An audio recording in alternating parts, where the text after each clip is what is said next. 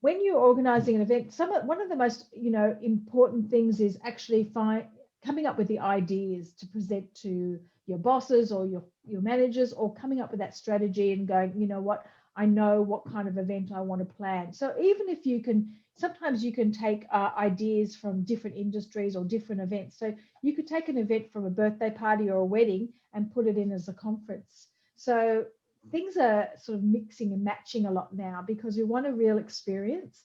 In events now, people don't just want to be sat there and spoken to with the speaker up on stage, and we're sitting here going, okay, scratching our heads and writing notes and going, yeah. They want to actually have a voice as well. They want to be able to ask questions. They want to have a two-way communication, and they want to have an experience that they walk away remembering that conference, going, oh, that was so amazing. Like, you don't have to spend a lot of money, but you can say, you know what, I'm going to do these things and tweak them and add this to the event, which will create a wow factor.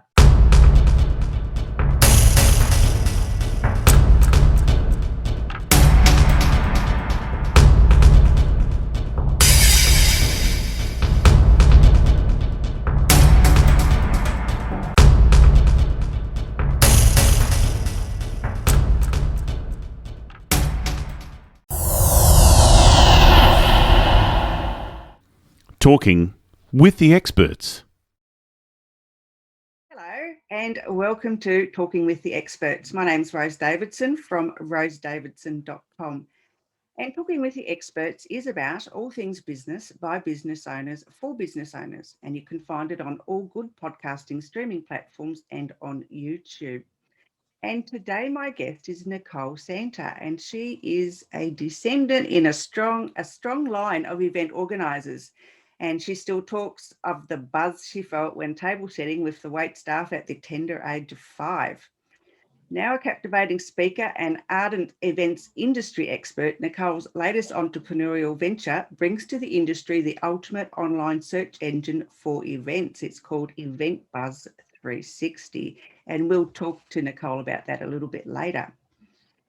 It is from Nicole's 20 years of industry expertise and knowledge gained while running her signature company, Extraordinary Events, that we find the seed to Event Buzz 360. So I don't want to go into it too much because otherwise it'll just spoil everything. Welcome, Nicole, and thank you for joining me today. Thanks for having me, Rosie. I'm really excited. Yeah, so tell me a little bit about, you've obviously been in the event industry for a long time, and you started at 5. My goodness, that's... Well, I actually started before 5. Really? Well, my family were in events and catering and events before I was actually even born. So when I was born, I've got an older sister, and after I was born, I was actually kind of, put in the bassinet in the corner of the events that were going on for my parents were organising. And that's kind of where I sort of sat, but I didn't obviously know what was kind of going on around me. But I must have been soaking up some information there somehow. And, I kind of didn't really initially start out to go into events. There was no industry as far as I was really aware at the time. But that's my earliest memory is, I think, 5, sitting the table and helping my mother set up for these functions and events that she was doing. And, it was, I do remember the buzz, and I remember the excitement, everyone running around and, everyone setting up and, everyone going, I need this and I need that. And, it's just lots of fun. And I still love that buzz, I have to say. Just before COVID hit, I actually did a big event for 1,500 people for a couple of days conference, as well as I did about 30 events in 4 days. And the buzz that you get from putting on an event is just, it's the adrenaline and the buzz that you get is just fantastic. And yeah, I can so relate to that. I mean, I only do one event a year, but it's like I do almost everything for it. And I don't, because we're a not-for-profit, so we don't have any staff. There's just 3 of us, and I do all the admin and everything for it. And honestly, it lights me up. I love them. I think they're just so good. And when they where people come in and, it's really well patronised, I think, oh my God, it was just so worth all the late nights and sore feet and all that. Yeah, it is. There's obviously a lot of stress leading up to an event, but it's just, when you go live on the day of the event, leading up to it the day before, there's just so much excitement. Everyone's sort of kind of nervous. Is it all going to go to plan? Is it not going to go to plan? What's going to go wrong? And it fits really, really well with me. I'm quite creative as well, so I kind of like to be able to bring really fresh ideas to an event that people haven't seen before, and that's always a challenge. And that was sort of kind of how I kind of led into Event Buzz 360, was to find a platform that actually could help me come up with ideas, find suppliers to work with, and then be able to kind of deliver on a great event. So that's kind of a little bit of my background and just sort of going in there. But I sort of went into catering myself and food styling, and I did cake decorating as well, but that didn't sort of kind of do it enough for me. It was sort of like, great, but I needed something a little bit kind of more. So when I finished school, I kind of got myself a job in banking and finance, which was completely different to where I am today, but kind of was going down a different rabbit hole. Yeah.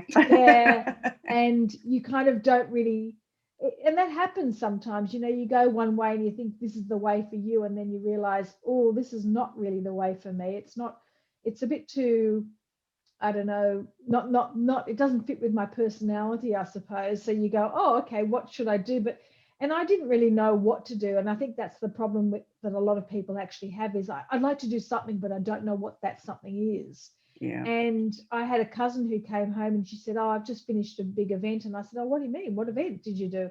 And she said, oh, I did a corporate event. I think it might have been for PwC or, one of those management consulting companies. And I said to her, what about the event? She started telling me about it. And I went, oh, that would be fantastic. I'd love to organise events like that. So I had this sort of aha moment kind of thing. And I went, oh, that sounds so interesting. I think I'm going to do that. And I think because my family are always entrepreneurs, it was sort of something that was going to happen for me as well. I was always going to go down that path. So that's kind of when I launched Extraordinary Events. Yeah. So, I mean, how can we, I know events have been like really put on hold for the last 12 months or a little bit more. So event planners, some of them have actually stopped doing events and because they're a little bit frightened to get back out there. And we never know when the next lockdown's going to be anyway. Look, events before the COVID hit, we were organising 30,000 business and private events a day around the world. So it's a very big industry. It's a $1.1 trillion industry. It's like tourism. It's not going to stop. We are going to get back to face-to-face events because we like face-to-face, right? So it's never going to go away, People, like they say, like online shopping, oh, I don't go online shopping. But, I do online shopping. I don't go to the to the shopping centres anymore. But people still do go to the shopping centre because it's a time out. And when you get together with people and colleagues and meet new people or learn new things, people feel good. They come home going, oh, that was so great to get out. That was so good to go and meet new people. It's like, are we ever going to go back to working in an office? Of course we are. We may work, a bit of time from home as well. But I think that balance has really shifted. And I don't think there's kind of going to there'll be no going back from this. Now, how will events look into the future? The event managers have all some of them have left the industry, some are doing other jobs, but they're all going to come back because the industry will pick up again. It's like, pilots and everything else, they've all had to go find other jobs, but they will come back 100%. So, yeah, I think that we're in for some really exciting times in the events industry because I think we're going to be doing like 60,000 events a day around the world in the future, in the next 5 years. I think it's going to be getting bigger and bigger and bigger because people want them. Yeah, I mean, with COVID and whatever, I mean, people learned to go online, which, you know, wasn't really a thing, you know, previous to that. It was just something that, you know, people did at a random thing, and then they had to do like online events all the time. How difficult is it to organise an online event? Oh, it's not difficult at all. It's the same process, slightly different, obviously, because you don't need catering and venues and things like that. So it's an easy process. It all comes down to kind of the marketing of the event, that people are really interested to come to it. But look, Adobe's been doing it for years. Adobe's been doing hybrid events that we're now calling hybrid events for years, and they've been doing them highly successfully for years. And the technology has existed for years, but companies were very much afraid. They thought that if I do a conference or a one day or whatever it is, and I also do it online, then people won't turn up to the conference. They're going to just sit at, in their office and do it online. And we want people to turn up. So let's not do the online, because then it gives them an out. Now, what we're finding is that people are going, oh, this is great. We can do a hybrid. So if we want to travel, we can do that and meet people face to face. But if we don't want to travel, then we can do it hybrid. And that's okay. There's nothing wrong with that. People feel like people meet each other through online as well now. So they feel quite comfortable with, oh, I know you and I haven't met you face to face, but we speak all the time through Zoom or through, through the program. So we met that way. So I don't think people really put a line in the sand and say this doesn't work or this does work. I think there's all this amazing technology in the event space now that we can utilize, and we can actually divide and conquer our events and make them really interesting. The tricky thing is, if you're going to go and do a hybrid event, is that or an online event, is that you have to, if you're doing a hybrid, just doing hybrid here, which is both online and in person, you kind of have to create two different events almost. Because the thing is, when you're doing an online event, what happens when people kind of get off the stage and the next lot come on stage? There's things that are happening on stage, or there's things that are happening on the screens that people kind of look at. And when you're doing an online event, it's like doing a television show. You have to curate it. You have to curate it like a television show. And you have to make it interesting for the people who are viewing it online. So it's a bit of a different mix, and you need to be able to not just do quizzes in between that makes it exciting for people, because there's all types of people, whether some people want to get involved, some people don't want to get involved. And you just have to understand your demographic and how you can deliver that successfully. So you have to sort of really think about the process, think about the strategy, and have the right tools and templates to help you pull that together and deliver it. Because of my experience in the event space, during COVID, I also launched a course, which is a 7 steps or 7 phase approach to organising events. So when I started organising events, I had no idea how to organise an event, and my first event was for 500 or 600 people, and I thought, geez, I have to be really, really strategic about this and how I do it, and make sure I have everything covered and nothing falls through the cracks. So I developed this events methodology, and I've now put that into a course, and it's the practical tools that you need to organise everything from a briefing document to project plans, budgets, and it takes you through a whole process. Wow, sounds really good. Yeah, it really will help a lot of people, especially if you don't have a background in events and you feel like maybe you're a PA or an EA, and your boss says, look, can you organise this event? We're not going to have an event person do it, and you need to know where to start and where to finish and how to deliver. I give you tips and help you along it, and I also coach you along that process as well. Cool. Well, where can they find that? On eventbuzz360 on extraordinaryevents.com.au, have to think twice, who am I? Okay. Half the time. So yeah, just extraordinaryevents.com.au and just Perfect. go to the e-learning. Yep. Tab. Yep. And so tell me a little bit more about your Event Buzz 360.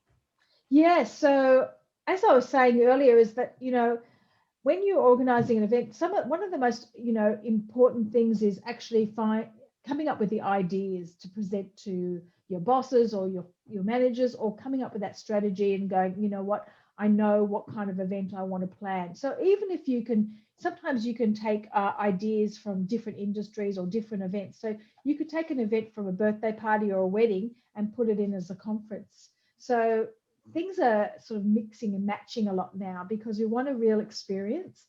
In events now, people don't just want to be sat there and spoken to with the speaker up on stage, and we're sitting here going, okay, scratching our heads and writing notes and going, yeah. They want to actually have a voice as well. They want to be able to ask questions. They want to have a two-way communication, and they want to have an experience that they walk away remembering that conference, going, oh, that was so amazing. Like, you don't have to spend a lot of money, but you can say, you know what, I'm going to do these things and tweak them and add this to the event, which will create a wow factor. And I think when you're creating an event, you have to have that wow factor. And, I think that, and that differentiates you from other events that are out there that may be similar, is that if you create something that's really wow factor, that people go, oh, that's amazing, that's the most innovative way to put on an event. So I used to spend a lot of time Googling ideas from different industries, not what they did with events, but just different industries. And I would go to advertising and I'd see all these amazing things. And I think, oh, I wonder if I could bring that to an event one day. And because I think that's sort of what makes you different. So I wanted to create a platform that allowed people to do an event and upload amazing images of their work and showcase themselves, and then also connect with people who are looking to engage you for those services, so that it made it easier for people. Also on the platform, we'll be bringing jobs onto the platform as well. So if you're looking for staff for your events, the event that I did before COVID, I had 80 volunteer staff and about 250 staff. So when you're doing events, you need event staff, and you also need, whether you need a waiter or whether you need, or even if you're doing something at home or privately, you go, I need a waiter to come and do some serving of the food or some drinks. So it whether it's corporate or whether it's private, you can find some staffing if you need it for your events. And that's kind of, why I felt there was nothing out there that I think that was good enough, that I thought was great. And also I wanted a platform that if you're organising an event in Hobart or Sydney or London or Hong Kong or anywhere else, or America, you could find your suppliers on one platform. We're making it a global platform. So, yeah. That's really awesome. That is awesome. And where do they find that one? At eventbuzz360.com? 360.com. Yeah. Perfect. Wow. Now, have you written a book about what you do? Because I think people would absolutely love it.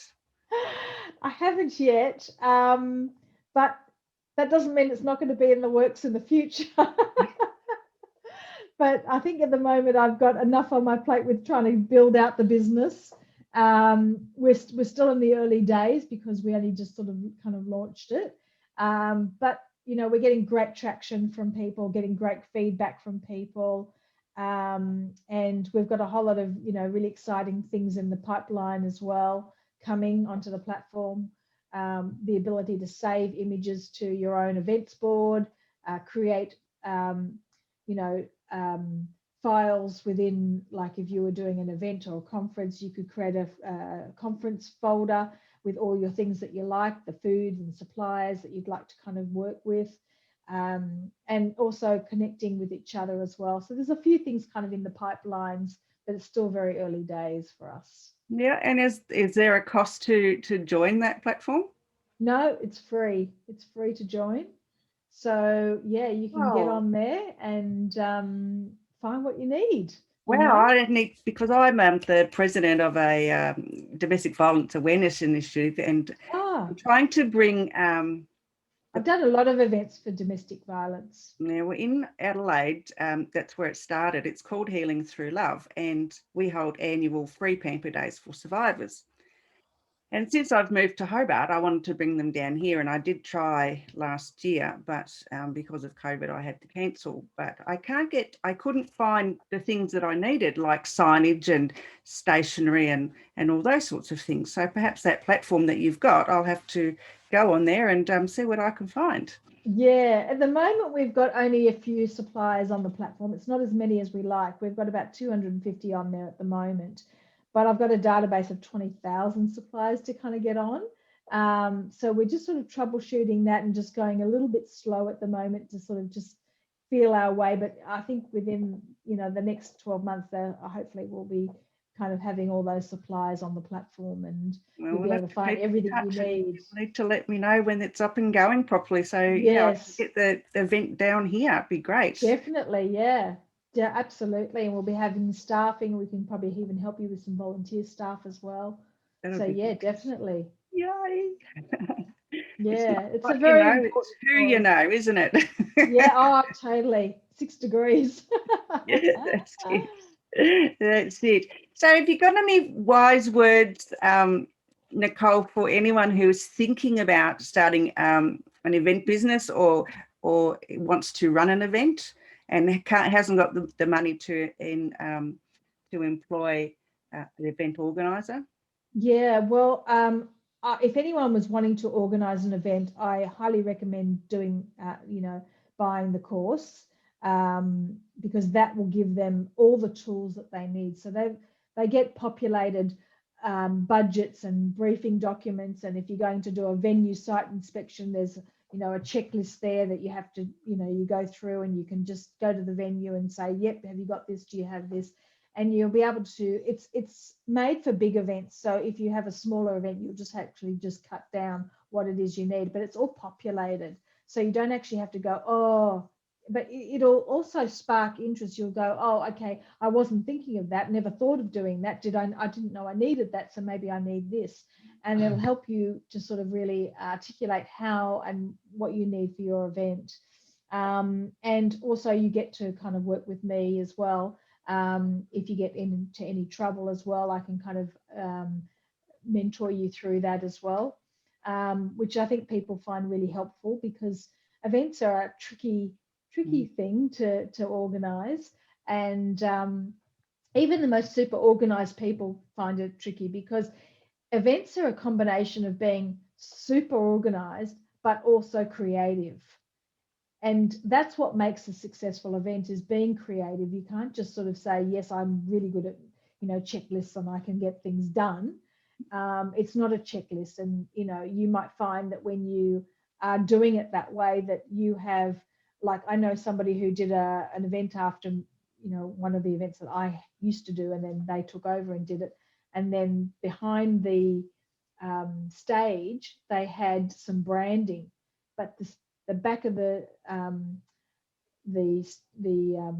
background of it was too low. So when people stood up, it was coming up to their shoulders, and it didn't kind of cover it.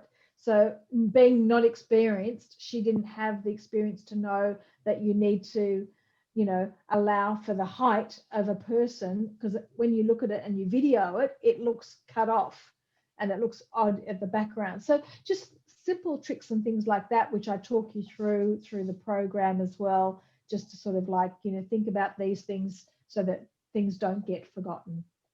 All right. So they need to go to... So they need to do that. They should also get a little bit of experience in the events industry, is kind of helpful in any way, shape or form, whether they're a waiter at a restaurant or whether they're volunteering. Just get involved in the events industry, because getting experience, events are run like at a very fast pace. So you need to be able to think on your feet and think quickly. And, things do go wrong in events as well. And you need to know how you're going to handle things when they go wrong. And you may not know what those things are until it actually happens. I mean, I had a situation where, like often with events, you bump in the night before.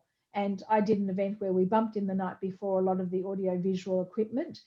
But the day of my event, which was a brunch time, about 10 o'clock, there was a huge accident on Sydney Harbour Bridge, and the whole bridge was in complete lockdown. It was a terrible truck accident, and they had to bring helicopters onto the bridge to get the trucks off the bridge. So it was absolutely like, peak hour from 7:30 in the morning, completely locked down. It completely ruined the day. So I've got this event about to start, and I've only half done the AV.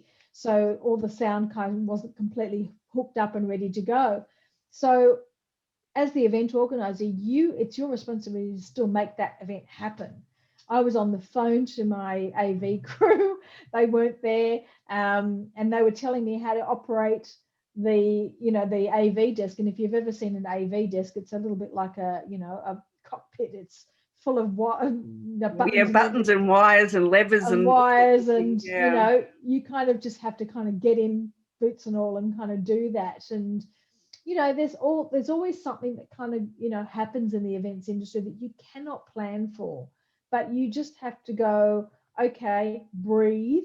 What am I going to do? And if you've been really strategic in your approach to organizing and planning the event, then you can definitely easily think clearly, because you're super organized and you can think clearly to troubleshoot anything that kind of comes up. Yep. Great tips. Absolutely great tips. So they can find you at, again, Event Extraordinary Events. Yes, that's .com.au. And the platform is on eventbuzz360.com. Yeah. Perfect. All right, Nicole, thank you so much for your time today. I've actually learned something. It will help me with my events, and I'll go and look at your platform. It sounds really intriguing. Sounds fantastic. Thank you so much. Nicole, thanks so much. Show. Bye. Bye.